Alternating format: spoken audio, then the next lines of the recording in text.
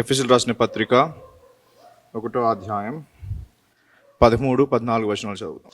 ఎఫెసీయులకు రాసిన పత్రిక 1వ అధ్యాయం 13-14 వచనములు. In whom ye also trusted, after that ye heard the word of truth, the gospel of your salvation, in whom also after that ye believed, ye were sealed with the Holy Spirit of promise, which is the earnest of our inheritance until the redemption of the purchased possession unto the praise of his glory. గత 2 వారం నుండి మనము పరిశుద్ధాత్ముని యొక్క ఆశీర్వాదం గురించి చదువుతున్నాం. 8 ఆశీర్వాదములు ఈ మొదటి అధ్యాయంలో రాయబడి ఉన్నవి.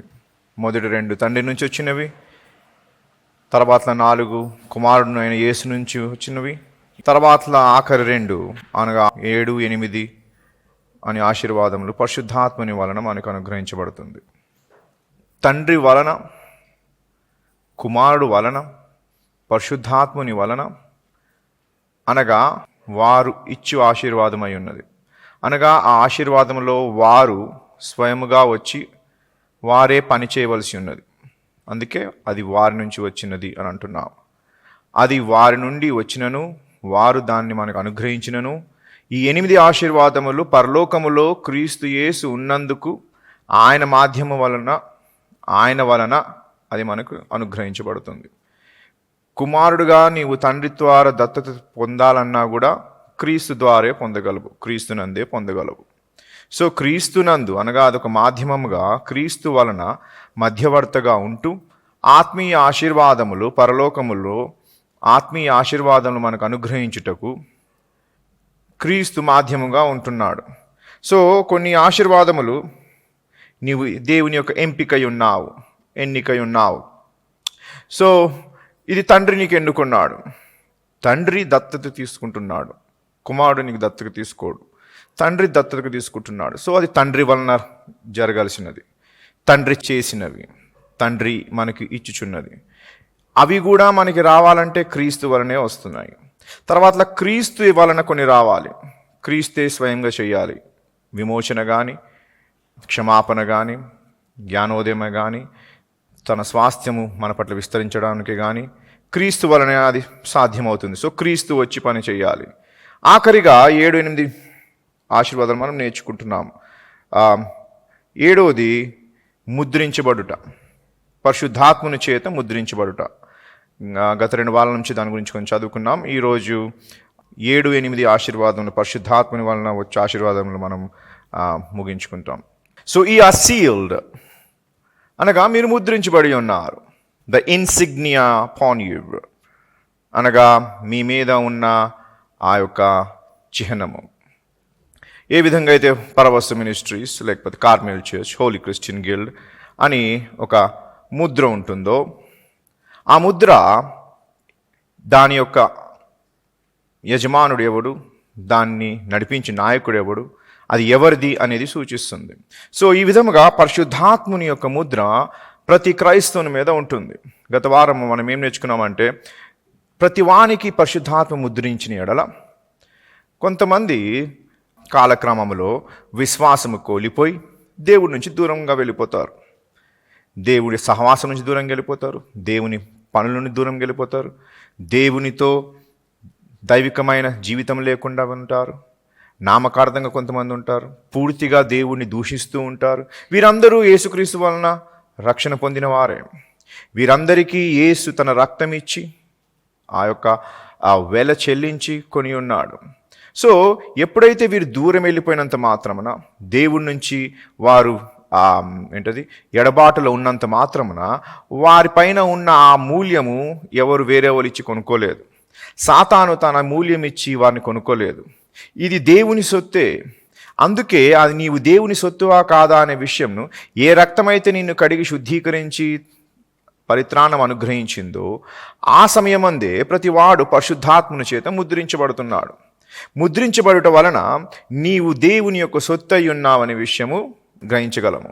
సో నీవు దేవుని దగ్గర ఉన్నను, దేవునితో లేకపోయినను, దేవుని దగ్గర నుంచి ఎడబాటులో ఉన్నను, అయినను నీ పైన పరిశుద్ధాత్మని ముద్ర ఉంటుంది.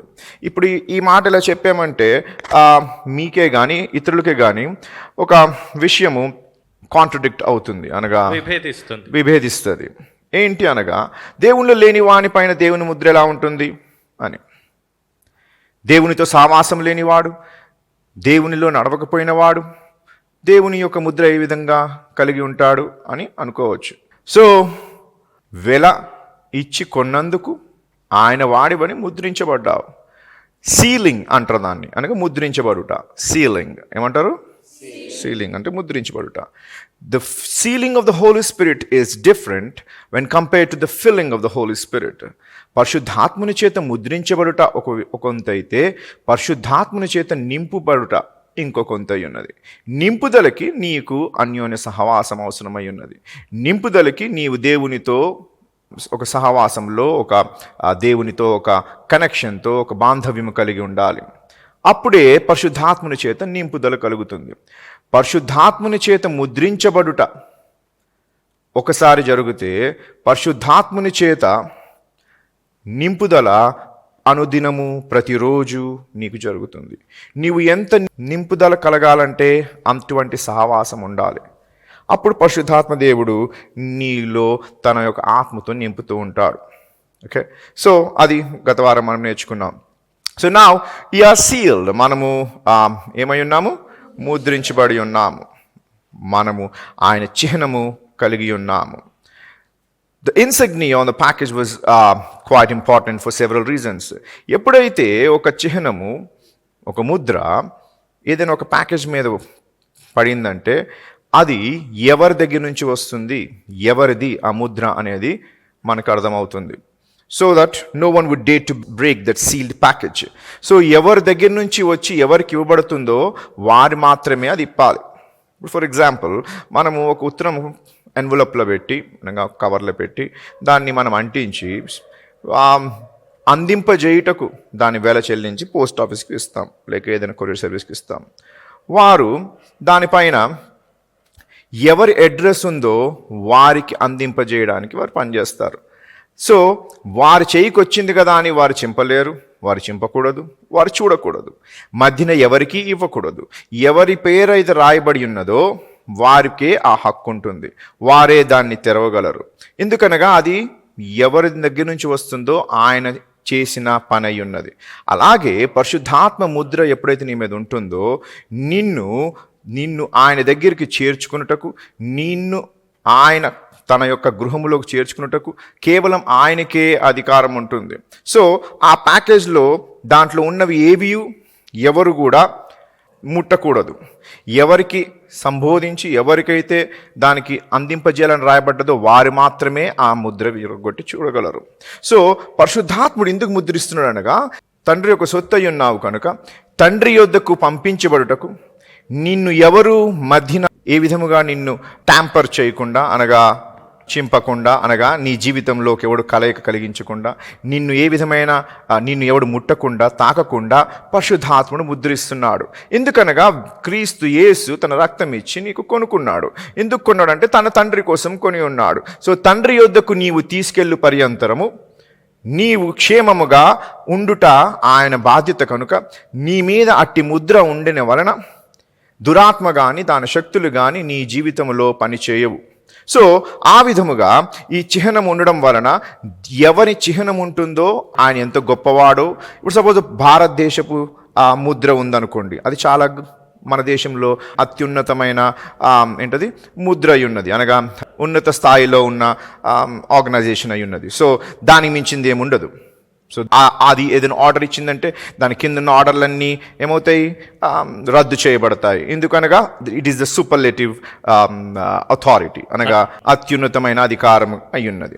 అదే విధముగా ఎప్పుడైతే పరిశుద్ధాత్మని యొక్క ముద్ర మన పైన ఉంటుందో మనము అత్యున్నతమైన అధికారి యొక్క సొత్తై ఉన్నాము. కనుక పరిశుద్ధాత్ముడు మనల్ని ముద్రించి తండ్రి యొద్దకు మనము ఎల్లు పర్యంతరము ఆయన సొత్తుగా మనలను చూపించి నిమిత్తమై ఈ ముద్ర వేస్తున్నాడు. ఒక ఉదాహరణకి మీకు ఒక సంగతి చెప్తాను, ముద్రతో సంబంధించిన ఒక సంఘటన. ఇది క్రీస్తు పూర్వము సుమారు 350 సంవత్సరం ముందు జరిగిన స్టోరీ. మీకు దానియేలు గ్రంథం చెప్పినప్పుడు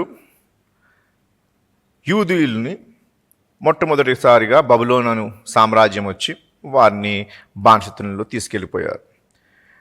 బబులోను కొంతకాలం పరిపాలించినాక వారిపైకి మిడియన్స్ అండ్ పర్షియన్స్, మిద్యానీయులు మరియు పర్షియులు వీరిద్దరూ కలిసి ఒక రాజ్యంగా స్థాపించబడ్డారు, ఒక సామ్రాజ్యంగా.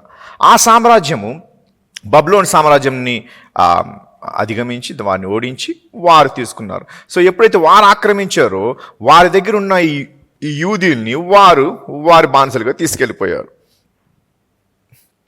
వారి పిమ్మట గ్రీక్ దేశము నుండి, మసిదోనియా ప్రాంతము నుండి ఫిలిప్ అని ఒక రాజు ఉండేవాడు. వాని కుమారుడు అలెగ్జాండర్ అని.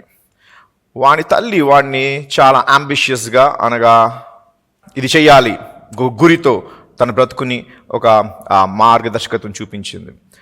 ఎందుకనగా ఆమె యొక్క చరిత్ర వేరేగా ఉంటుంది, అదంతా మనకు అనవసరం. సో ఆ విధముగా ఈ బాలుడైన అలెగ్జాండర్ వాడు యాక్చువల్లీ వానున్న లైనేజ్లో, అనగా వానున్న క్రమములో ఫిలిప్ తర్వాత ఆ రాజ్యంని ఉత్తరాధికారిగా ఆయన నంబర్ రాదు. ఎందుకనగా ముందు భార్య, ఆయనకు ఇంకా చాలామంది లైన్లో ఉంటారు. అయినప్పటికీ ఈమె ముందు నుంచే వీడిని అలా తయారు చేయడం వలన వీడందరినీ అధిగమించి వీడు ఆ ఫిలిప్ గారి సామ్రాజ్యంకి సామ్రాట్ అవుతాడు. అక్కడి నుంచి ప్రపంచం యావత్తు, ఐరోపా, ఆసియా ఖండములు యావత్తు వాడు యుద్ధములు చేస్తూ చేస్తూ చేస్తూ ప్రతి ప్రాంతంని ఆక్రమించుకుని స్వాధీనం చేసుకున్నాడు. అందుకే ఆయనకి ఒక్కడికి యాక్చువల్లీ అలెగ్జాండర్ ది గ్రేట్ అని పేరుండేది. సో ఈ అలెగ్జాండరు తన యొక్క సామ్రాజ్యంని పరిపాలిస్తూ వ్యాపింపజేస్తూ అనేక ప్రాంతములకు వెళ్ళి ఆయన యుద్ధం చేసేవాడు. ఇంతకుముందు కూడా చెప్పాను, యుద్ధంలో చేసినప్పుడు రెండు విధములుగా యుద్ధం జరుగుతుంది.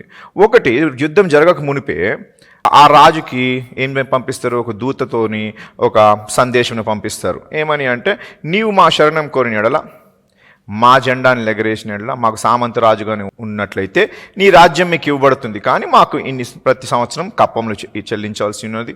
రేపొద్దున మా మీదకి ఎవరైనా యుద్ధంకి వస్తే మాతో పాటు నువ్వు యుద్ధం చేయాలి, ప్లస్ నీవు నా కింద ఉన్న సామంత రాజుగా నువ్వు అంగీకరించాలి. ఆడంత పెద్ద సామ్రాట్ అయినను ఈ యొక్క లెటర్ మనకి పంపించబడుతుంది.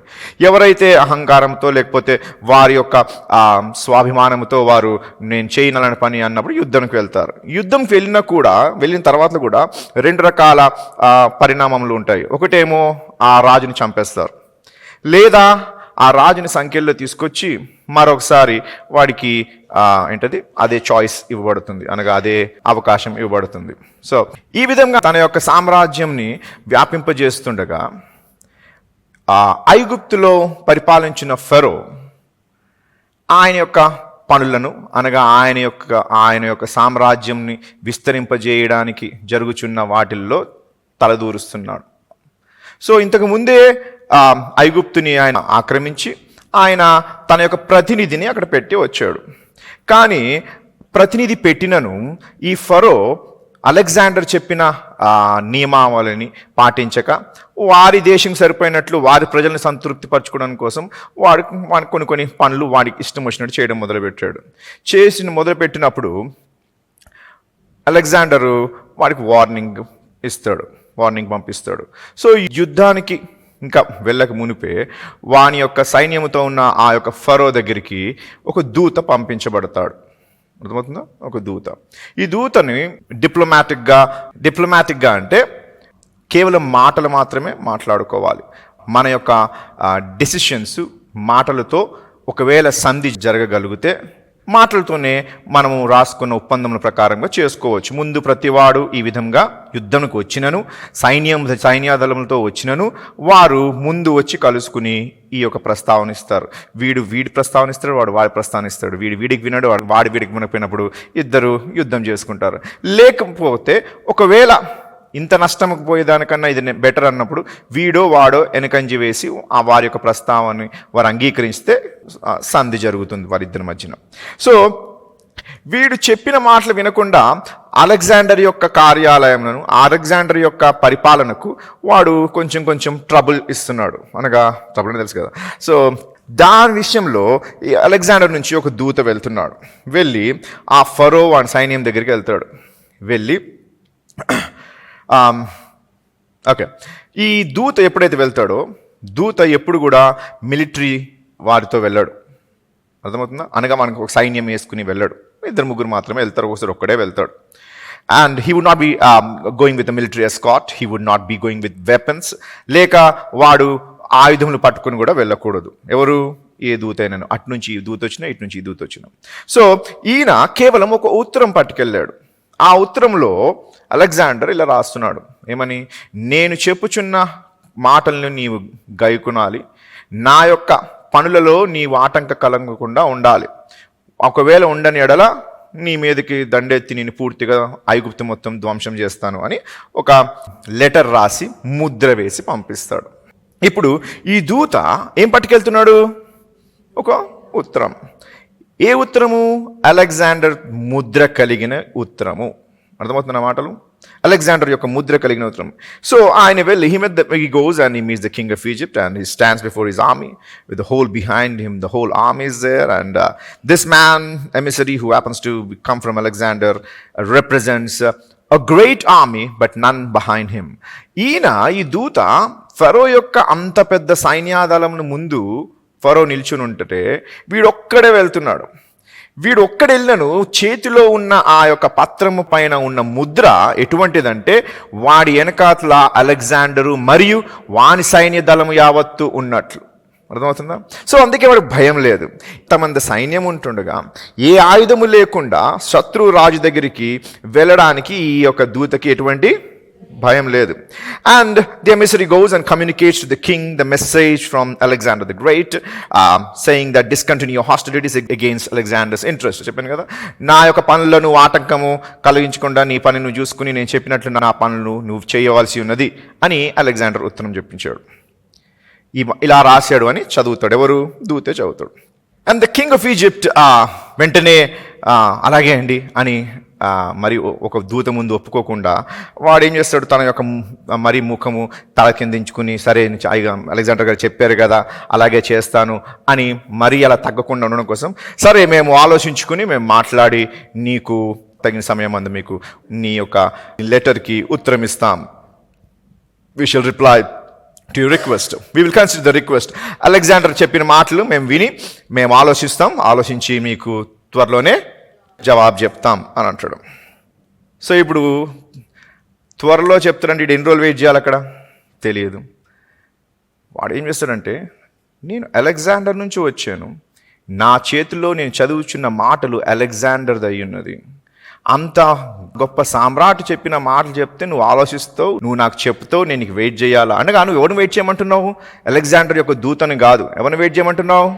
అలెగ్జాండర్నే వెయిట్ చేయమంటున్నావు అని కోపంతో వెళ్ళి ఒక కర్రపులను తీసుకుని ఆ ఫరో ఎక్కడ నిల్చున్నాడో వాడి చుట్టూ ఏం చేస్తాడు? ఒక గీత గీస్తాడు. ఈ విధంగా గీత గీస్తాడు.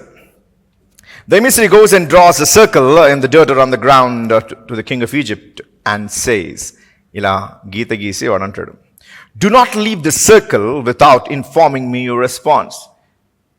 నీ జవాబు చెప్పినంత పర్యంతరము ఈ యొక్క గీత దాటి జాగ్రత్త వెళ్ళావంటే అంటాడు. ఒక ఫరో అంటే చాలా పెద్ద సామ్రాజ్యం, మీకు తెలుసు కదా, 10 కమాండర్స్ తెలుస్తుంది కదా. అటువంటి ప్రాచీన దేశమైన ఐగుప్తుని పరిపాలించున్న చక్రవర్తికి వాడు వెళ్ళి ఒక గీత గీసేసి ఈ గీత దాటకుండా జాగ్రత్త ఏం ఆలోచిస్తే ఇక్కడ ఆలోచించాడు. ఇప్పుడు ఎవడు తొందరగా ఆలోచించాలి? ఇప్పుడు ఆన్సర్ ఎంత తొందరగా రావాలి?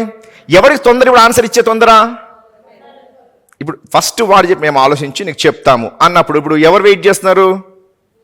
ఆ దూత వెయిట్ చేస్తున్నాడు. కానీ ఎప్పుడైతే గీత గీసాడో, గీత దాటిన అంటే జాగ్రత్త అన్నాడు అనుకో, ఇప్పుడు ఎవరు వెయిట్ చేస్తున్నాడు ఆన్సర్ ఇచ్చి తొందర బయటకు పోవాలని? ఫరో. ఒక ఫరో అయ్యుండి, ఒక సామ్రాట్ అయ్యుండి ఒక దూత వచ్చి అటువంటి ధైర్య సాహసము ఏ విధంగా చేస్తున్నాడు? How can an emissary who has no military background at his behind, who doesn't have military soldiers at behind and who doesn't have any weapons unto him, happens to go and have such an audacious move? అటువంటి ధైర్య సాహసముతో ఒక రాజుని వాడు గీత గీసి ఏం చెప్తావో చెప్పు, గీత దాటకుండా చెప్పాలి అన్నాడు. ఇప్పుడు 4 రోజులు ఆలోచన చెప్తానంటే ఫరో ఎక్కడ ఉండాలి? 4 రోజులు తిండి భోజనము ఏమీ లేకుండా ఆ గీత లోపలే ఉండాలి. సో దేని బట్టి ఈ యొక్క దూతకి అంత సామర్థ్యం, అంత శక్తి వచ్చింది? మిలిటరీ వాజ్ unarmed, చెప్పాను కదా, మిలిటరీ సపోర్ట్ లేకుండా ఉన్నాడు. The king could have just drawn him and quartered for such a bold move against him. ఇప్పుడు అందరూ చూస్తుండగా వాని సామ్రాజ్కి అనగా చక్రవర్తి గారికి ఒకడు వచ్చి గీత గీసి గీత దాటిన జాగ్రత్త అంటే ఒక చక్రవర్తికి ఎంత కోపం రావాలి. వాడు తలుచుకుంటే ఇట్లా అన్నాడంటే ఏం చేస్తాడు, బయటకు వెళ్ళి కూడా వచ్చి వాడిని రెక్కలాగి వాడిని అక్కడక్కడే శిరఛేదం చేసి పంపించేయగలడు. ఆ యొక్క మొండెం పంపించగలడు అలెగ్జాండర్కి. ఎటువంటి ఆయుధములు లేనివాడు ఐగుప్తు యొక్క సామ్రాజ్యము మరియు తన యొక్క సైన్యాదళము ఫరోకి వ్యతిరేకంగా నిల్చుని అటువంటి సాహసం ఎందుకు చేశాడనగా ఆ ముద్రలో అంత శక్తి ఉంది.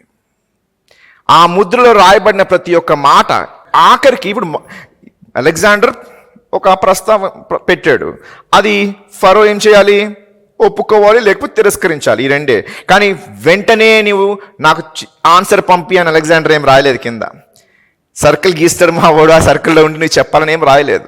సో మరి అటువంటిది ఏమీ లేనప్పుడు అర్థమవుతుందా, ఈ టైం ఫ్రేము ఫెరో సెట్ చేసుకోగలడు. సరే మేము చెప్పారు అలెగ్జాండర్ గారు, మేము ఆలోచిస్తాం చెప్తాం అనొచ్చు. కానీ నీవు ఎవరిని వెయిటింగ్లో పెడుతున్నావు, నువ్వు అనుకుంటున్నావు నేను కేవలం ఒక దూతనని. నేను దూతని కాదు, ఆయన ముద్ర కలిగిన, ఆయన మాటని మాట్లాడుచున్న ఆయన యొక్క ప్రతినిధిని. నన్ను పెట్టేవంటే ఆయన పెట్టేవని. ఇదంతా ఎవరు చూపిస్తున్నారు ఈ మాటలన్నీ? అలెగ్జాండర్ తన ఉత్తరంలో రాయలేదు. ఇదంతా ఎవరు చూపిస్తున్నారు? ఆ దూత. ఎందుకు చూపిస్తున్నాడు? ఆయన కలిగి ఉన్న ఆ ముద్ర బట్టి. ఎప్పుడైతే పరిశుద్ధాత్ముని ముద్ర ఆ విధముగా ఉంటుందో అంత సామర్థ్యము, దేవుని యొక్క సైన్య దళములు యావత్తు నీ వెనకాతలో ఉన్నాయనే ధైర్య సాహసము క్రైస్తవుడికి వస్తుంది. అందుకే దురాత్మని ఎదిరించు అది పారిపోవును అంటున్నాడు. దురాత్మని ఎదిరించి దేవుడే నిన్ను గద్దించునుగా. కానీ మికాయలను వారింగ్ ఏంజిల్ అనగా యుద్ధ వీరుడైన మైకిల్ దేవుడే నిన్ను గద్దించునుగాక అంటాడు. అదే ధర్మశాస్త్రంలో దురాత్మని నువ్వు ఎదిరించు అది నీ దగ్గర పారిపోవును అంటున్నాడు. మికాయలు చేయలేనిది నీవు ఎదిరిస్తే ఎలా పారిపోతుంది? ఎందుకనగా నీ పైన పరిశుద్ధాత్మని యొక్క ముద్ర కలిగి ఉన్నావు కనుక. ముద్రలో అంత శక్తి ఉంటుంది. అందుకే the battle is not yours, it is the Lord's. యుద్ధము యెహోవాది, నీది కాదు. యుద్ధం ఎవరున్నావు? నువ్వున్నావు. యెహోవా యుద్ధంలో లేడు. ఎవరున్నావు యుద్ధంలో? నీవున్నావు. ఎవరు యుద్ధం అనుకుంటున్నావు? నీది అనుకుంటున్నావు. కానీ ఎప్పుడైతే ఆయన ముద్ర నీవు కలిగి ఉంటామో ఇప్పుడు యుద్ధము నీది కాదు, నీ వెనుకున్న వాడిది, నీ దేవునిది. So whenever the Holy Spirit happens to seal, చూసారా ఎటువంటి ఆశీర్వాదము. అనగా మనము ఈ లోకంలో బ్రతకొచ్చు, అనేకమైన ఆశీర్వాదాలను పొందుతూ, అనేక ఆశీర్వాదాలు జీవిస్తూ, అనేకమైన క్లిష్ట స్థితులలో, బాధల్లో, కష్టంలో మనం జీవితం ఎదుర్కొంటాం. అటువంటి స్థితిలో నీవు జ్ఞాపకం ఉంచవలసింది ఏంటి? నీవు దేవుని యొక్క ప్రతినిధి అయి ఉన్నావు, దేవుని యొక్క సొత్తు అయి ఉన్నావు. నీకు ఏదైనా నువ్వు దురాత్మ నుంచి ఏ ఆయుధము కూడా నీ అనగా ఆయుధము తయారవుతుంది, ఆయుధం నీ పట్ల అంటే విజృంభించబడుతుంది, కానీ అది వర్ధిల్లదు. సో ఎలా వర్ధిల్లదు అని అనగలమంటే నీవు నీ పైన ముద్రని జ్ఞాపకము చేసుకుని ఎడల, దేవుని సామర్థ్యము నీవు గ్రహించిన ఎడల, అప్పుడు నీవు దురాత్మను ఎదిరించగలవు. ఎందుకనగా నీవెదిరిస్తున్నావంటే నీ అనుకున్న దేవుడిని యుద్ధంని జరిగించున్నాడు. That's the power of seal. అది దేవుని యొక్క ముద్ర యొక్క శక్తి అయి ఉన్నది. కేవలము ఒక మనిషి యొక్క పరిపాలనలో ఆయనకన్నా అటువంటి సామర్థ్యము, శక్తి, ప్రభావము ఆయన ముద్రకుంటే విశ్వమును పరిపాలించేవాడు, విశ్వమును సృష్టించినవాడు, సమస్తం నడిపించిన వానికి యొక్క సామర్థ్యత ఎటువంటిది. అటువంటి సామర్థ్యమైన ముద్ర క్రైస్తులైన ప్రతి వాని పైన ఉంటుంది. విశ్వసిస్తే ఆ ముద్రని పట్ల పనిచేస్తుంది. ఇప్పుడు ఇంకొక దూత అదే ఉత్తరం పట్టుకెళ్ళి చెప్పగాన, సరే అండి మరి నాకు ఏదో ఒక క్వార్టర్స్ ఇవ్వండి, నేను ఒక 4-5 రోజులు ఉంటాను, మీరు ఆన్సర్ ఇచ్చినాక నేను వెళ్తానని అనొచ్చు. అర్థమవుతున్న మాటలు?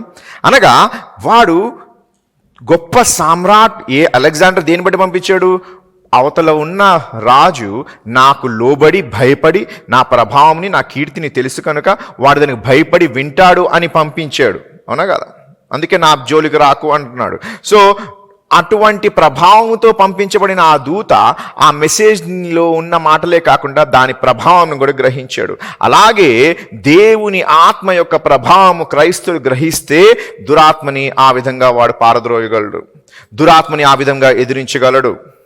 దేవుని యొక్క సామర్థ్యం నీవే గ్రహించలేకపోతే, నీకే విశ్వాసం లేకపోతే దురాత్మ నీకేం పండించుకోదు, నీతో భయంకరంగా ఏంటది విజృంభిస్తుంది నీ పైన. సో అది ముద్ర. 7వ ఆశీర్వాదము పరిశుద్ధాత్మని చేత ముద్రించబడుట. ఇప్పుడు 8వ ఆశీర్వాదము ఫర్దర్మోర్ దట్ ఇన్సిగ్నియా. అంతేకాకుండా ఈ Mudra or seal is also the guarantee that the package will be delivered to its final destination. ఎవరిపైనైతే Mudra వేయబడ్డారో ఆ ముద్ర వేయబడిన వారు చివరి గమ్యంకి చేరవలసి ఉన్నది. మన చివరి గమ్యం ఏంటి? పరలోక రాజ్యము. పరలోకముకి ఎలాగైనా తీసుకెళ్ళాలి. అందుకోసమే నీవు దేవుని సహవాసముని వదిలి వెళ్ళిపోయినను నిన్ను విడువక ఎడబాయక దేవుడు నీ వెనకాట్ల పడి నిన్ను ఎందుకు తీసుకొస్తాడంటే ఆయన ముద్ర నీ పైన ఉంది కనుక. ఆయన ముద్ర ఉంది కనుక ఆయన యొక్క కార్యమై ఉన్నది, పరిశుద్ధాత్మని యొక్క కార్యమై ఉన్నది. ఏంటి? నీవు నీ చివరి గమ్యంకి చేర్చవలసి ఉన్నది, నిన్ను చేర్చవలసి ఉన్నది. సో ఈ యొక్క ముద్రనే నీకు నాకు గ్యారంటీ అయి ఉన్నది, అనగా హామీ అయి ఉన్నది. ఏమైనది?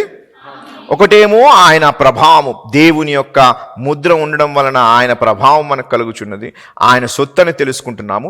అంతేకాకుండా ముద్ర ఎప్పుడైతే నీ మీద పడ్డదో అది ఈ 8వ ఆశీర్వాదము, దేవుని నుండి హామీ నీకు కలుగుతుంది. దేని బట్టి? ఈ ముద్ర బట్టి. సో ఇది ఆఖరిదైనను చివరిదైనను అది చాలా గొప్పదై ఉన్నది. లాస్ట్ వీక్ నేను చెప్పాను, దానిలో ఉన్న సామాగ్రి విరగకుండా, నలగకుండా, తునకలుగా మారకుండా, అది ఏ విధముగా దాన్ని ప్యాక్ చేయబడ్డదో అదే విధముగా జాగ్రత్తగా దాన్ని అందింపజేయవలసి ఉన్నది.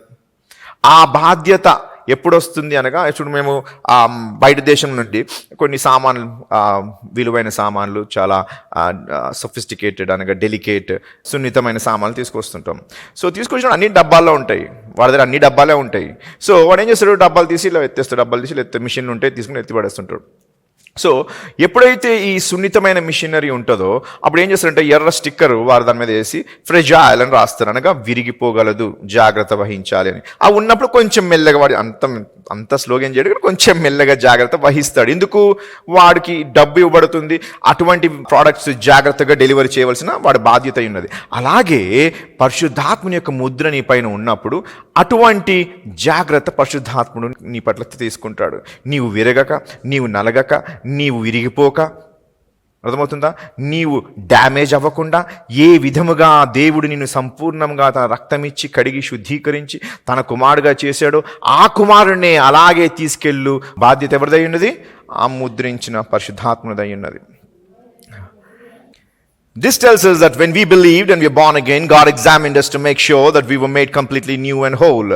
ఎప్పుడైతే మనం యేసుని అంగీకరించామో అప్పుడే మనం సంపూర్ణమైన వారిగా, దేవుని నీతిగా మనం కనబడుతున్నాము.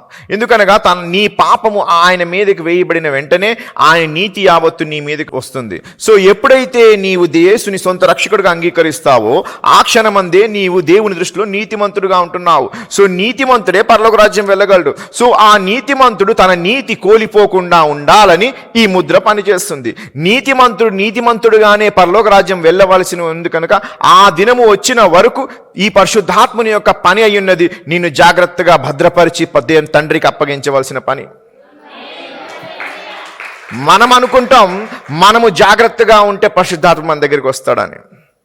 ఆ యొక్క ప్రయత్నములో ముసిలే చనిపోతాం, కానీ మనం ఎప్పుడూ జాగ్రత్త పడలేము, మనం ఎప్పుడూ భద్రత వహించలేము, దేవుని యొక్క మాట ప్రకారంగా జీవించలేము. కనుక పరిశుద్ధాత్ముడు వచ్చి తన ఆత్మ మనలో పనిచేస్తూ ఈ యొక్క కార్యములు మనతో చేయిస్తుంది. దా విధముగా మనము విరిగిపోకుండా, నలిగిపోకుండా, దేవుని ఏ యొక్క రక్తముతో నీతిమంతుడుగా నిన్ను చేశాడో అదే నీతిమంతుడుగా నీవు పరలోక రాజ్యం వెళ్ళంత పర్యంతరము పరిశుద్ధాత్ముడు ఆ గ్యారంటీ తీసుకుని నీ పట్ల పనిచేస్తున్నాడు. Now we know that if the earthly tent we live in is destroyed and we have a building from God. మనందరికీ తెలుసు, ముద్ర వేయబడిన మన ఈ శరీరములు తాత్కాలికమైన గుడారం లాంటివి, అవునా కదా?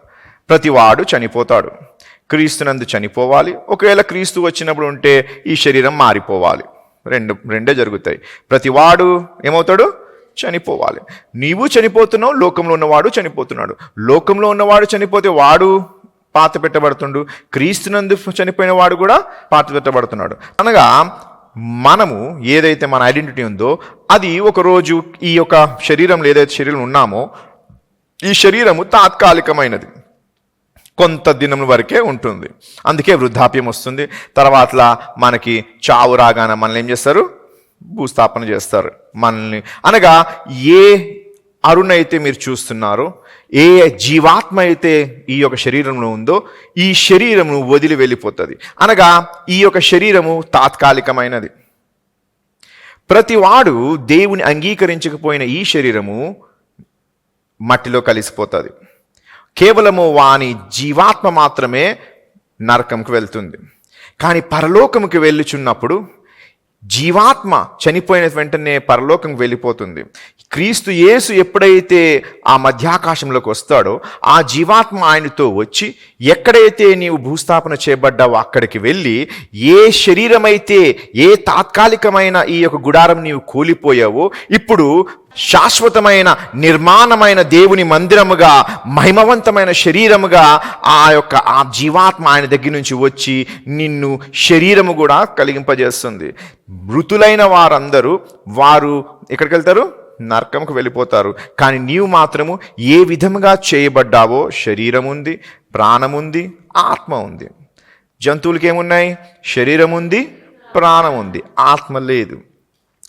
ఆత్మ లేనందుకే నేను 2009-10 బైబిల్ స్టడీ చేస్తున్నప్పుడు ఈ రూమ్లో చెప్పాను. ఏమని? భూమికి జీవం ఉంది, భూమికి జీవం ఉంది, అందుకే జీవమైన అన్నీ బయటికి తీసుకొచ్చింది.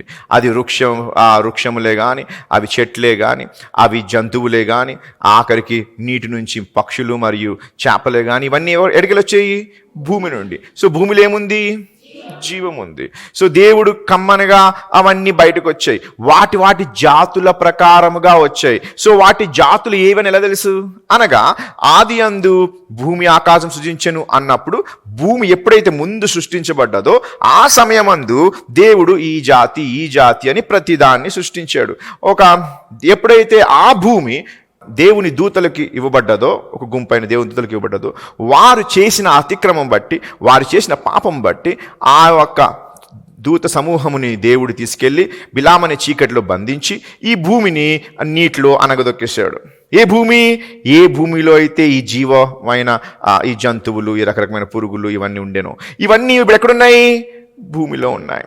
ఇప్పుడు మనం భూమిని తవ్వుతుంటే అనేక రకమైన కోల్ బయటకు వస్తుంది. ఈ కోల్ అనేది ఏంటి? బొగ్గు ఎలా వస్తుంది? చెట్లు, అడవిలో ఉన్న చెట్లు ఒకటి రగిలి నిప్పు అంటుకుని అవి ఆ నిప్పు కొన్ని ఎకరాలు వ్యాపిస్తుంది. ఆ విధముగా అవి కాలిపోతాయి. కానీ ఎప్పుడైతే జలప్రలయం లాంటిదో లేకపోతే ఎర్త్ క్వేక్ లాంటిది వస్తుందో అప్పుడు ఏమవుతుందంటే భూమి యావత్తు ఆ యొక్క చెట్లను మింగివేస్తుంది. మింగివేసి ఆ లోపల ఉండి అది బొగ్గుగా మారింది. సో ఎప్పుడైతే దేవుడు ఆదామును సృష్టించడానికి వెలుగు కమ్మనిగా వెలుగాయను, ఈ జలము నుండి ఆ జలములు వేరుపరచబడగా పైన జలములు కింద జలములు. సో కింద జలములు ఏంటి? భూమి. పైన జలములు ఏంటి? పరలోకము, ఆకాశం కాదు.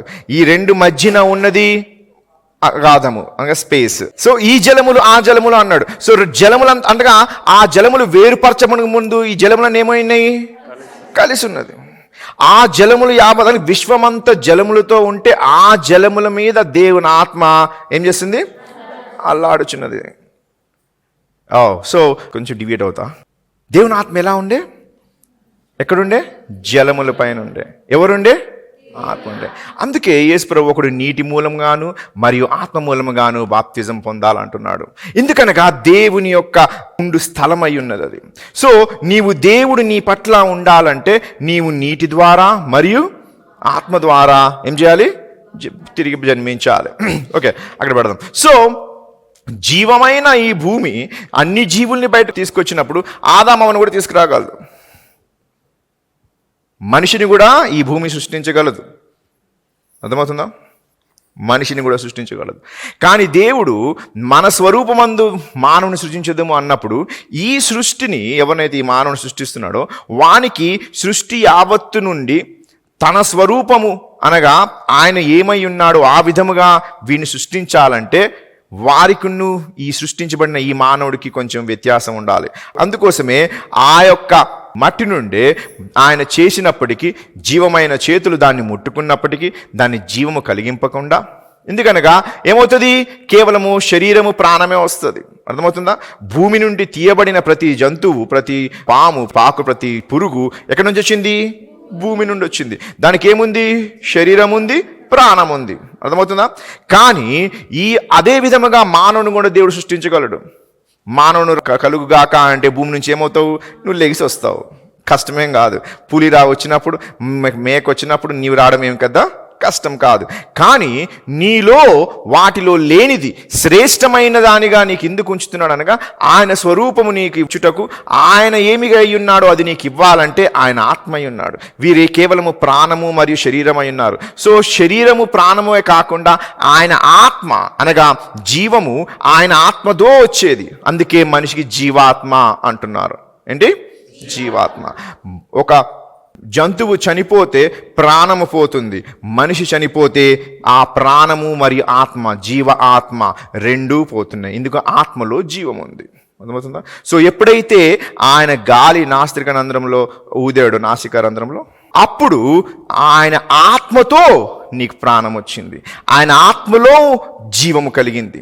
ఆయన ఆత్మ ద్వారా నీకు జీవము కలుగుతుంది. అర్థమవుతున్న మాటలు?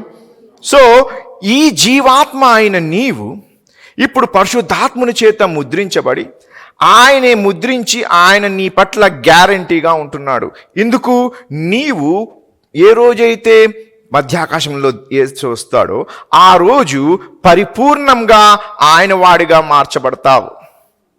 ఇప్పుడు నీ ఆత్మకి రక్షణ కలిగింది, కానీ నీ శరీరముకు, నీ ప్రాణముకు నిత్యము మహిమావంతమైన శరీరముగా మార్చబడే ఆ దినము రోజు పరిపూర్ణత చెందుతుంది. అట్టి పరిపూర్ణత చెందిన దినము వరకు పరిశుద్ధాత్ముడు నీ పట్ల ఉన్నాడు. అది గ్యారంటీ, అది డిపాజిట్.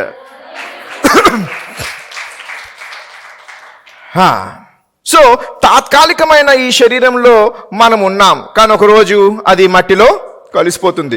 కానీ ఎప్పుడైతే మధ్యాకాశంలో, అందుకే దాన్ని ఆ ర్యాప్చర్ని మధ్యాకాశంలో సంఘం ఎత్తబడుట అనే దాన్ని మహిమావంతమైన దినము అని అంటాం. ఎందుకు? ఆ మహిమావంతమైన దినం ఎందుకు అవుతుందంటే మట్టిలో ఉన్న మనము మహిమగా మార్చబడతాము. జీవాత్మ తాత్కాలికమైన మన శరీరం నుంచి వదిలి అది పరలోకంలో వెళ్ళి ఎప్పుడైతే యేసు మధ్యాకాశంలో వస్తాడో ఆయనతో ఆ జీవాత్మలు వచ్చి ఆయన మధ్యాకాశం నిలిచున్నప్పుడు ఒక్కొక్క ఆత్మ ఎక్కడ భూస్థాపన అయిందో ఆ స్థలముకి వెళ్ళి ఆ మట్టి నుండి మహిమవంతమైన శరీరం, అనగా ఏ మట్టి అయితే నీ యొక్క శరీరమును మార్చేసిందో ఆ మట్టి నుండే ఏ విధముగా ఒక మట్టి నుండి నాశనమైన ఒక ఏంటది the catastrophe that occurred to the earth, భూమికి ఆ దూతలు ఎప్పుడైతే పాపం చేశారో ఆ భూమి యావత్తు ఏం చేశాడు? దేవుడు నాశనం చేసేసాడు. అవునా కదా? నాశనం చేసి ఆ భూమి యావత్తు ఏమైనది? ఇప్పుడు కాలిపోయి ఎర్త్ క్వేక్స్ వచ్చి ఆ అగ్ని వచ్చి లోపల నుంచి ఆ అగ్ని లావాలో చెట్లు, ఆ జంతువులు అన్నీ ఏమైనాయి? భూస్థాపన అయ్యాయి. అవునా కదా? అందుకే కొన్ని ట్రాన్స్లేషన్లో బూడిద నుంచి అయినా బూడిదైనను మట్టైనను దేవుని దృష్టిలో అదే. ఏంటది? ఆయన ధ్వంసము చేసి ఆయన నిర్మూలము చేసిన ఆ భూమి నుండే ఏ విధముగా ఆదామవ్వ తీయబడ్డారో అదే విధముగా నీవు భూస్థాపన చేయబడిన ఆ శరీరం అయితే నీవు కూలిపోయావో ఆ స్థలముకే ఈ జీవాత్మ వచ్చి, దేవుని దగ్గర వచ్చిన జీవాత్మ ఇప్పుడు ఏం చేస్తుంది? మహిమవంతమైన శరీరంగా నిన్ను మారుస్తుంది. ఏ విధముగా ఆది యందు బూడిద నుండి, అర్థమవుతుందా? భూమి నుండి, ఏ భూమి అయితే దేవుని యొక్క శాపముకి గురై, దేవుని యొక్క ఉగ్రతకి గురై సమస్తంని కాల్చివేసి అది అన్ని దాంట్లో ఉన్నదంతా సృష్టి యావత్తుని దాన్ని మింగేసిందో ఆ యొక్క అగ్ని మంటల్లో కలిసిపోయి ఆ మట్టిలో కలిసిపోయిన ఈ జీవులన్నీ ఆ మట్టిలో కలిసిపోయి బూడిదైన ఆ బూడిద నుండి నిన్ను తీసి ఏ విధంగా అయితే దేవుడు శరీరము, జీవము, ఆత్మతో చేశాడో ఏదైనా వనములో, అదే విధముగా అదే భూమిలో నీవు ఈ తాత్కాలికమైన ఈ శరీరం నువ్వు కోల్పోయి ఎప్పుడైతే భూస్థాపన చేయబడతావో ఆ మట్టి నుండే, ఏ మట్టి అయితే నేను తినేసిందో కదా, మనము భూస్థాపన చేస్తాం. ఒక 3-4 yearsలో తీసామనుకో, ఒక 1 year తీసామనుకో, ఏమవుతుంది? అంతా పోయి ఉంటుంది, స్ట్రక్చర్ అంతా పోయి కొంచెం ఉంటుంది. ఇంకా కొన్ని సంవత్సరాలు అయితే ఏమవుతుంది? కేవలము అస్థి పంజరం మాత్రమే ఉంటుంది. ఎందుకు? ఈ మట్టిలో మన మట్టి కలిసిపోతుంది. సో ఆ స్థితిలో నీ యొక్క రూపంని పోగొట్టిన ఆ మట్టి నుండే ఇప్పుడు దేవుడు మరలా తిరిగి రూపము కలిగిస్తాడు. అందుకే దాన్ని మహిమవంతమైన దినం అంటున్నాడు. ఆ దినము సంభవించిన దినము వరకు, ఆ దినము వచ్చిన వరకు పరిశుద్ధాత్ముడు గ్యారంటీ తీసుకుంటున్నాడు నిన్ను ఆ దినములో నిన్ను జతపరిచి నిన్ను మహిమవంతంగా మార్చడానికి. Meanwhile, we groan longing to be clothed with our heavenly dwelling. మనము అటువంటి పరిశుద్ధమైన అటువంటి మహిమవంతం శరీరం రావాలని మనం ఎంతో తప్పిస్తాం. ప్రభా ఎప్పుడు వస్తుంది, ఈ రోగం ఏంటి, ఈ జీవితం ఏంటి కదా అంటూ ఉంటాం.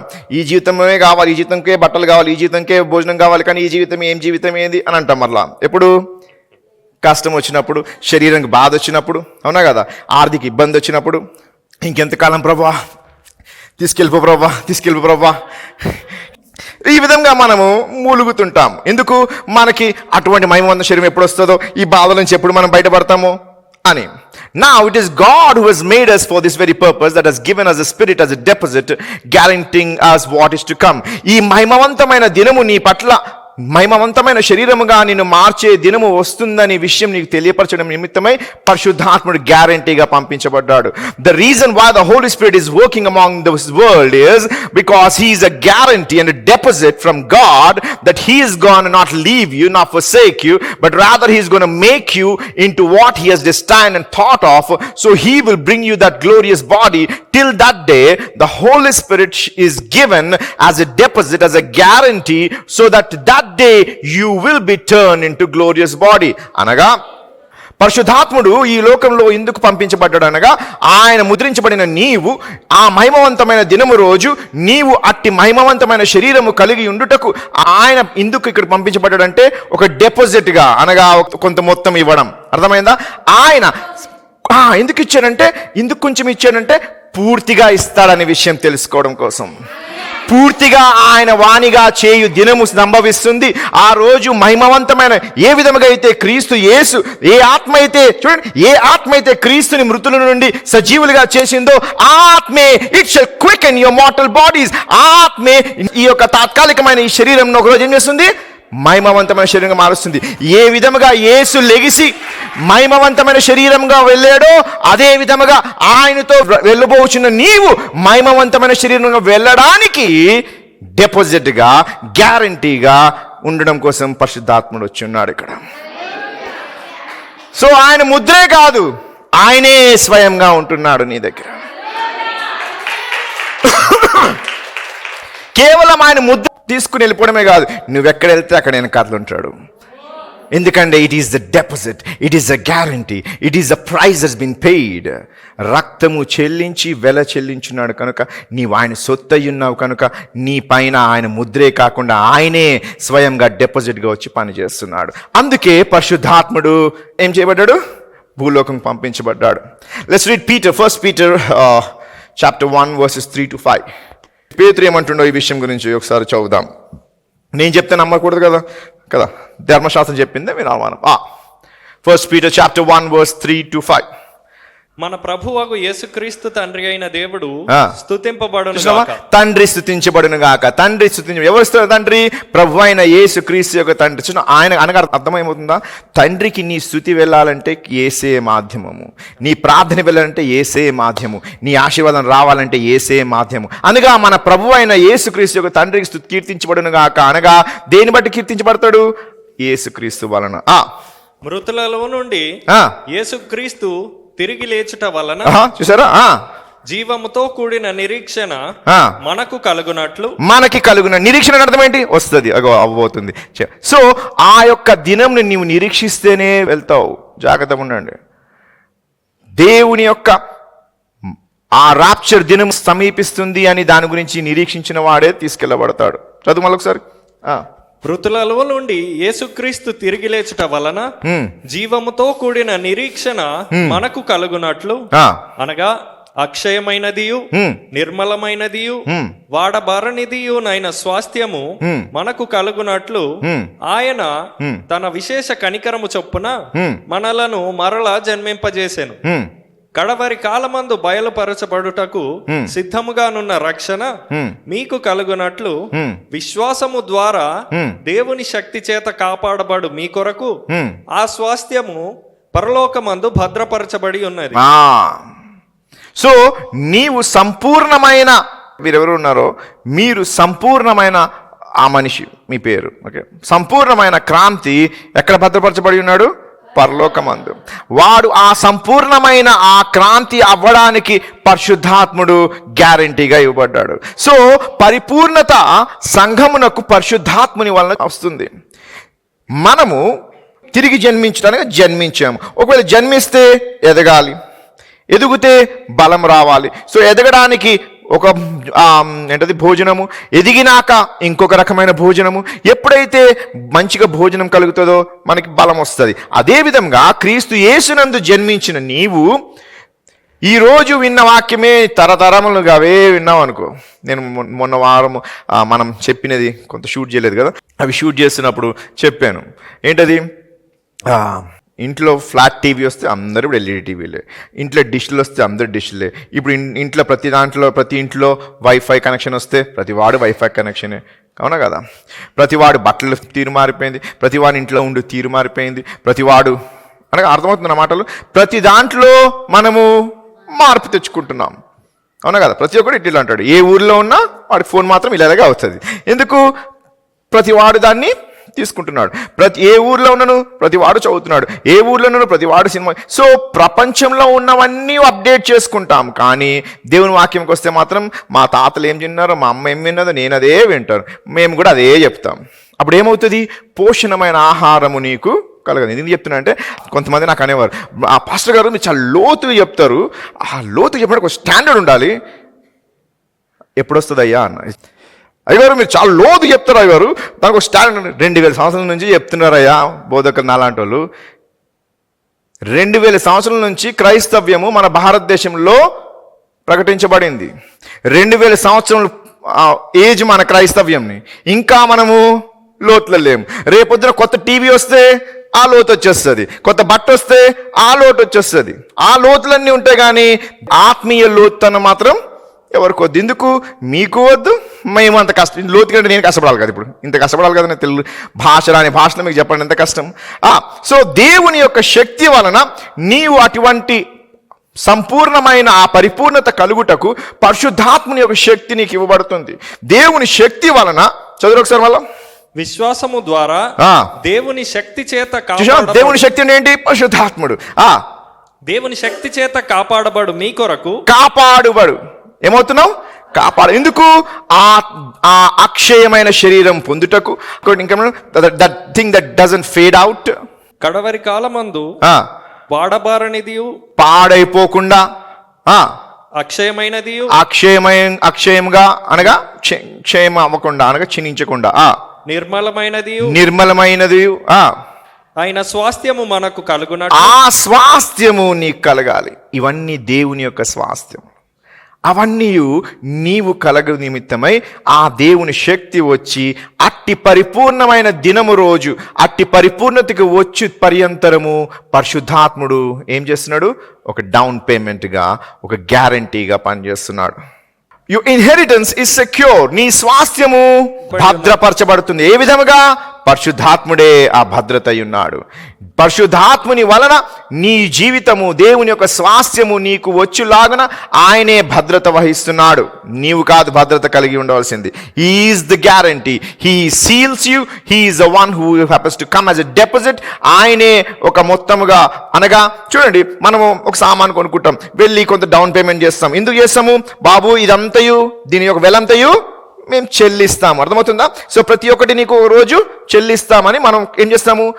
కొంత వాడికి అడ్వాన్స్ ఇస్తాం.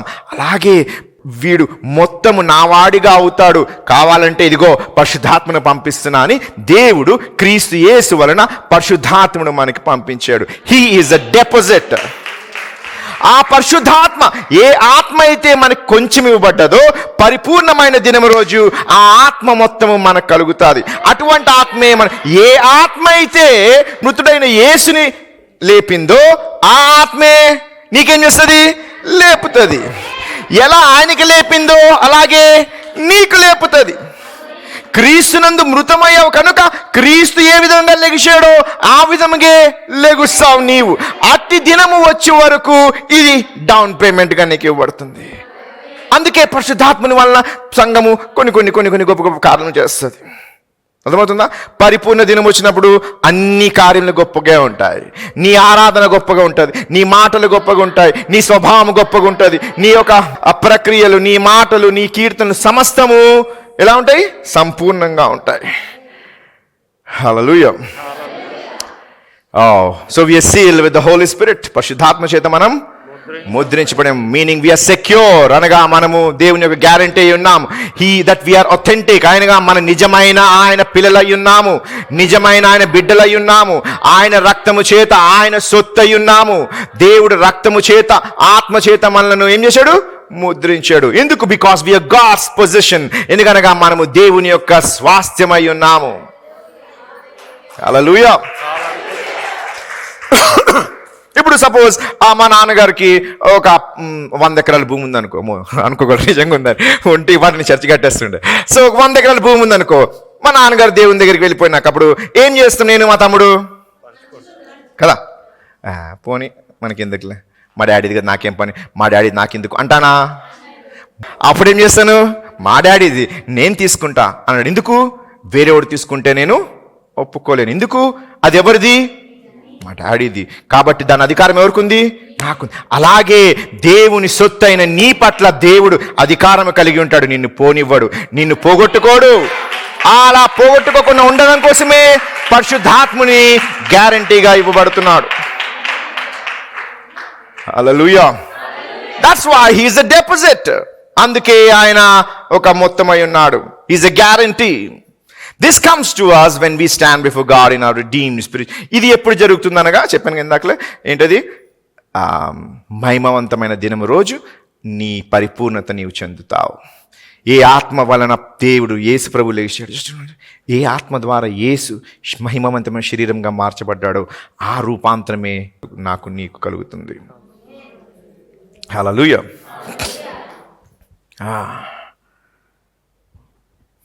నా నేను ఒక చిన్న ముద్రం గురించి మీకు చూపిస్తున్నాను. జస్ట్ ఒక చిన్న క్లిప్ చూపిస్తాను. చాలామంది తెలిసిందే, కొంతమందికి తెలియకపోయిన వారికి జస్ట్ చూపిస్తే కొంచెం మీకు అర్థమవుతుంది. దాని తర్వాత చిన్న ఒక ఎగ్జాంపుల్ చెప్పి పనిచేస్తాను.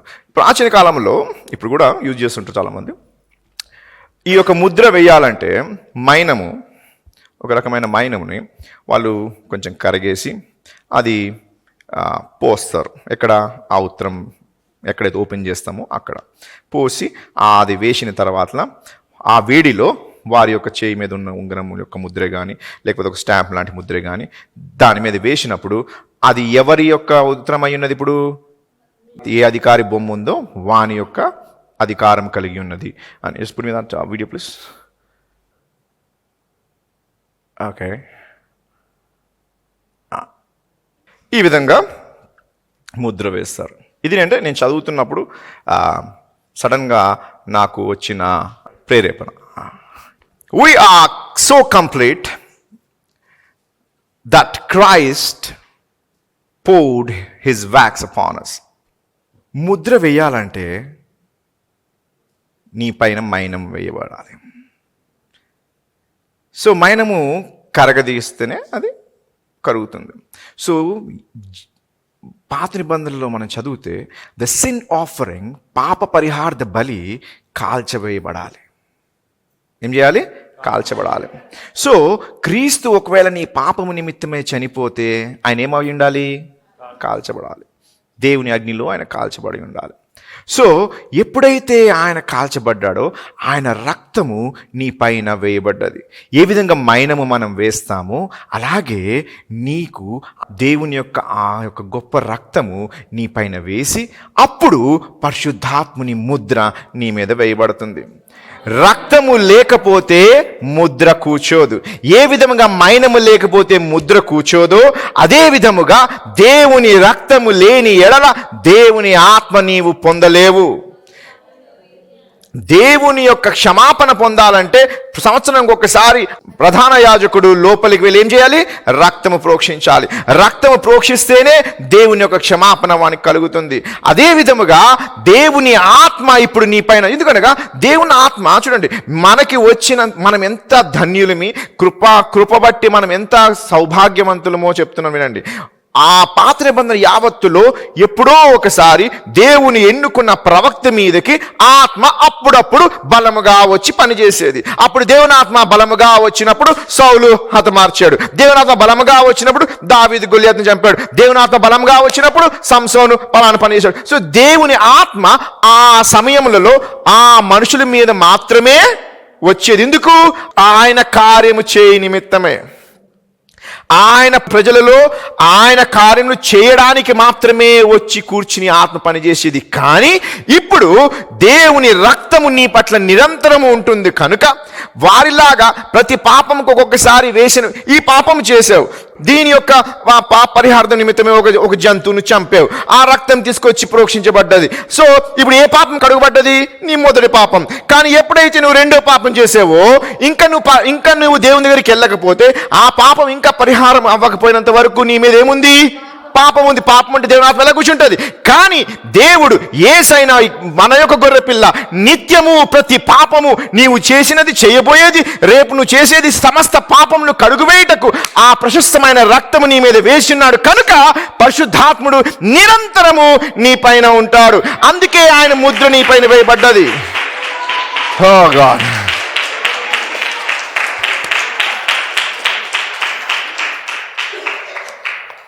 దేవుడు నిత్యము నీ పైన ఉండాలంటే పాపము ఏ రాజు కనబడకూడదు. అందుకే ఆయన రక్తము నీ మీద ప్రోక్షించబడ్డది. ఒక జంతువు యొక్క వధించబడుట, దాని యొక్క సాక్రిఫైస్, త్యాగము ఒక పాపమే కడుగుతుంది. కానీ ఇంకొక పాపం చేసావనుకో, తిరిగి ఆ పాపము ప్రాయశ్చిత్తమైన వరకు దేవుని దృష్టిలో ఎటువంటి వాడివి?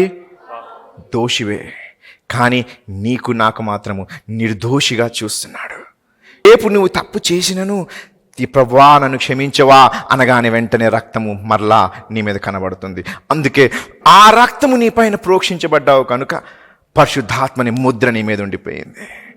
ఏ విధముగా అయితే ఆ ప్రాచీన కాలములో ఆ యొక్క బానిసల పైన ఏం చేసేవారు?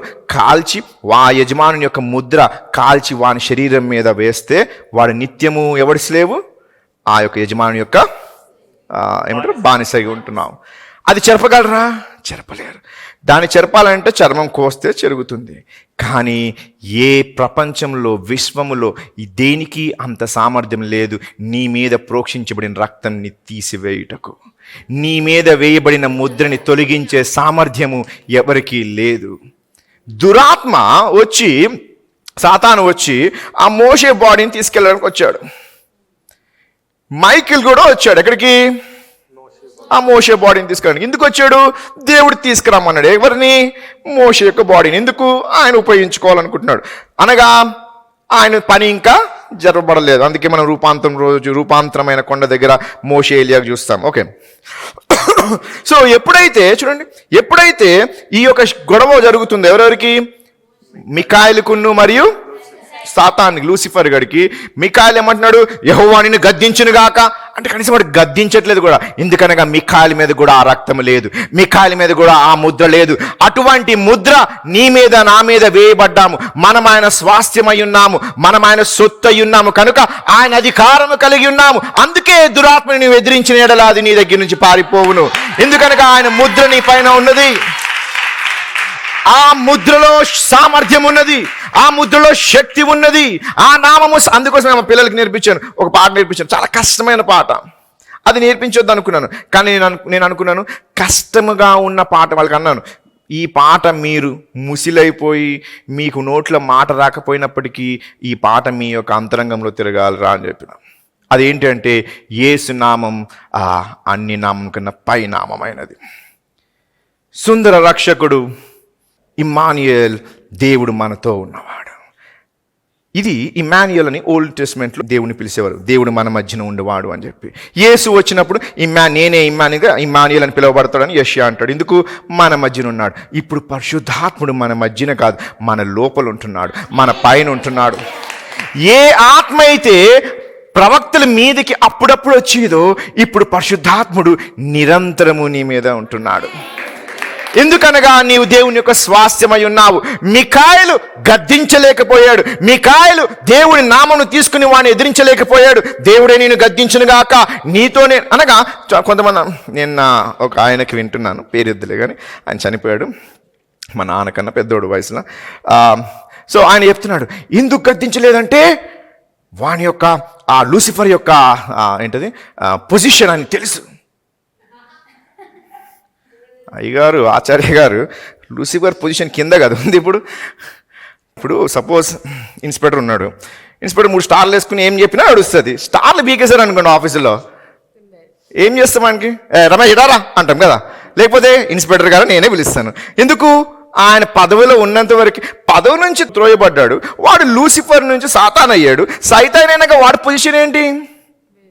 పొజిషన్ కాదు. అతను గంట సేపు చూసానండి. సో మిఖాయిల్కి ఏం తెలుసు? ఈయన పదవి. ఏంటి పదవి? కింద పడినోడు పదవా? నో, పదవి కాదు. మిఖాయిల్ మీద దేవుని రక్తము పోయబడలేదు, దేవుని ముద్ర వేయబడలేదు. వాడు ఒక సేవకుడు, కానీ నీవు మాత్రము దేవుని కుమారుడవు. మిఖాయిల్ కూడా నీకు పరిచయం చేయడానికే ఉంటాడు. మిఖాయిల్ అంత పెద్ద యుద్ధ వీరుడు అయినప్పటికీ, గాబ్రియేల్ వర్తమానికుడు అయినప్పటికీ, వీరందరూ దేవుని యొక్క సేవకులే. అలాగే ఆ స్వాస్థ్యము నీవు కలిగి ఉంటే వారందరూ నీకు పరిచయం చేయువారు. వారికి లేని అధికారము, వారి పైన లేని రక్తము మానవులైన మన పైన ప్రోక్షించబడ్డది కనుక మనకి ఆ యొక్క సామర్థ్యము ఉంది మనకి. సో 8 ఆశీర్వాదములు క్రీస్తు వలన, క్రీస్తునందు మనకు అనుగ్రహించబడుటకు పరలోకంలో క్రీస్తున్నాడు. అందుకే తండ్రికి కృతజ్ఞతాస్తుతులు చెల్లించాలి అని పౌలు ఎఫెసీ గ్రంథంలో 14 వచనాల్లో చెప్తున్నాడు.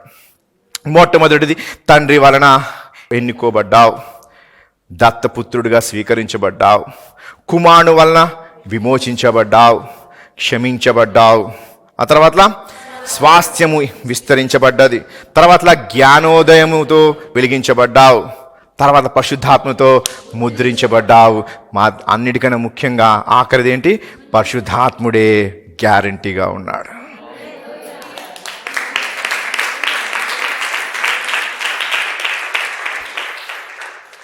ఒకసారి మీరందరూ మీ వెనకాల తిరగండి, వెనక్కి తిరిగి చూడండి. ఓకే, మీ రైట్కి తిరగండి, మీ కుడివైపు తిరగండి, మీ ఎడమవైపు తిరగండి, మీ ముందు తిరగండి, ముందు చూడండి. ఏం కనబడుతుంది తెలుసా? పరిశుద్ధాత్ముడు. ఎక్కడ తిరిగినను దేవుని ఆత్మ నీ చుట్టూ, నీ ముందు, నీ వెనక, నీ కుడివైపు, నీ ఎడం వైపు, నువ్వు ఎటు తిరిగినను, నీ ముఖము ఎటు తిరిగినను, ఎటు తిప్పినను దేవుని ఆత్మ నీ చుట్టూ ఉంటుంది, నీ పైన పని చేస్తుంది. ఎందుకనగా దేవుని రక్తము నిన్ను కప్పి ఉన్నది. దేవుని రక్తముతో కడుగబడి ఉన్నావు, దేవుని యొక్క స్వాస్థ్యమై ఉన్నావు. ఎందుకు నువ్వు ఇటు తిరగగానే ఇటు ఎందుకున్నాడంటే, ఇటు నుంచి దురాత్మ ఏదైనా వాడి యొక్క అంబులు విసిరి నీకు హాని చేస్తాను ఇక్కడ ఉన్నాడు. ఇటు తిరిగి నుండి నీ వెనక నువ్వు చూడవుగానే ఆయన ఉన్నాడు నిన్ను చూసుకోవడానికి. నీ ముందు ఏ విధంగా వెళ్తావో తెలియదు కానీ ఆయన నడిపిస్తాడు నిన్ను. అందుకోసమే అట్టి సహవాసము నీవు కలిగి ఉండాలి. అందుకే ప్రతిరోజు పాస్టర్లు ప్రార్థన చేసినప్పుడు పరిశుద్ధాత్మ యొక్క అన్యోన్య సహవాసము నీ పైన ఉండను గాక అని దీవించి పంపిస్తారు. ఎందుకనగా ఆయన గాక అన్నంత మాత్రం రాడు, ఆయన నువ్వు గాక అనకపోయినను పరిశుద్ధాత్ముడు గ్యారంటీగా ఉంటున్నాడు. He is a guarantee that he is around you, that he is above you, he is beneath you, he is besides you. నీ పక్కన ఉన్నాడు, నీ పైన ఉన్నాడు, నీ లోపల ఉన్నాడు, నిన్ను నింపుతూ ఉన్నాడు. ఎందుకు అనగా దేవుని యొక్క స్వాస్థ్యమై ఉన్నావు నీవు. ఏ విధముగా తిరిగి యేసు ప్రభు 3వ రోజు లేచి పరలోక రాజ్యానికి వెళ్ళాలో, అలాగే రూపాంతరం దినం రోజు తప్పకుండా నీవు నేను పరలోకం వెళ్ళవలసి ఉన్నదని దేవుడు నిశ్చయించినాడు కనుక, ఆయన ఎన్నుకున్నాడు కనుక పరిశుద్ధాత్ముడు నా పైన, నీ పైన పని చేస్తున్నాడు. నిన్ను నన్ను నడుపుతున్నాడు, నిన్ను నన్ను బాగు చేస్తున్నాడు. ఈ పరిశుద్ధాత్ముడుగా క్రీస్తు వలనే వస్తున్నాడు. ఈ ప్రతి ఆశీర్వాదము క్రీస్తునందే వస్తున్నాయి. కానీ ఒక్కొక్క ఆశీర్వాదము తండ్రి ద్వారా, కుమారుడు ద్వారా, పరిశుద్ధాత్ముని ద్వారా మనకి ఇవ్వబడ్డాయి. 14 నుంచి ఆఖరి వచనం వరకు పౌలు ప్రార్థన చేస్తాడు. దాంట్లో కొంచెం మనం జ్ఞానోదయం గురించి బాగా ప్రార్థన చేస్తాడు. ఎందుకనగా ఇవన్నీ నీకు తెలియాలంటే జ్ఞానోదయం కలగాలి. అందుకే అప్పుడు ఎక్కువ ముట్టుకోలేదు ఏంటి జ్ఞానోదయం గురించి. ఇప్పుడు ప్రార్థనలో ఆయన ఏం ప్రార్థన చేస్తున్న ప్రార్థనలో మనము మరొకసారి యేసు యొక్క 4వ ఆశీర్వాదము ఏంటది? జ్ఞానోదయంతో వెలిగించబడుట. We been enlightened. జ్ఞానము లేకపోతే తెలియదు. ఈరోజు నీకు తెలియదు, నీవు వెళ్ళి దురాత్మ శక్తులు ఎవడున్నను వాడి సామ్రాజ్యమునను ఒక గీత గీసి నాకు ఇది కావాలి అంటే అది నీకు అనుగ్రహించబడుతుంది. ఎందుకనగా దేవుని చేత పంపించబడి. పరిశుద్ధమైన తండ్రి, నీ నామములకి వందనములు, స్తోత్రములు నాయనా. మరి క్రీస్తునందు 8 ఆత్మీయ ఆశీర్వాదాలు మాకు అనుగ్రహించావు. ఎన్నుకున్నావు, దత్తత తీసుకున్నావు, విమోచించావు, క్షమించావు, జ్ఞానోదయం కలిగించావు ప్రభువా, స్వాస్థ్యముతో విస్తరింపజేస్తున్నావు, ముద్రించావు, స్వయముగా పరిశుద్ధాత్ముడే గ్యారంటీగా ఇవ్వబడ్డావు. నీకు స్తోత్రములు నాయనా. మరి మేము ఈ యొక్క పత్రికలో నీ యొక్క దాసుడైన అపోస్తులైన పౌలుకి నాయనా మరి నేర్పించి జ్ఞానముతో చెప్పిన ఆ మాటలు నీవు మరొకసారి మమ్మలను మూర్ఖులైన మాకు నీ జ్ఞానముతో నింపి మేము గ్రహించులాగిన కృప చూపమని మేము నేర్చుకునిచుండగా ఏ విధముగా ఆ ప్రతినిధి వెళ్ళి అలెగ్జాండర్ యొక్క నాయనా మరి ప్రభావమును ఆయన యొక్క సామర్థ్యమును అక్కడ చూపించగలిగాడు. అలాగే దురాత్మ సామ్రాజ్యంని పెళ్ళగొట్టుటకు, దురాత్మ యొక్క పనులను లయపరచుటకు యేసు యొక్క నామమును, యేసు యొక్క ధ్వజమును వెత్తి పట్టుకెళ్ళి ముందుకు కొనసాగు సైనికుల వలె మమ్మల్ని వాడుకోమని, నీ రాజ్య సువార్తని మేము చెప్పుటకు, నీ రాజ్యం విస్తరించబడుటకు మేము నాయనా ఒక మాధ్యమంగా మమ్మల్ని వాడుకోమని, ఒక ఇన్స్ట్రుమెంట్గా మమ్మల్ని వాడుకోమని యేసు అతి పరిశుద్ధ నామమున ప్రార్థన చేయుచున్నాము తండ్రి. ఆమేన్. God bless you.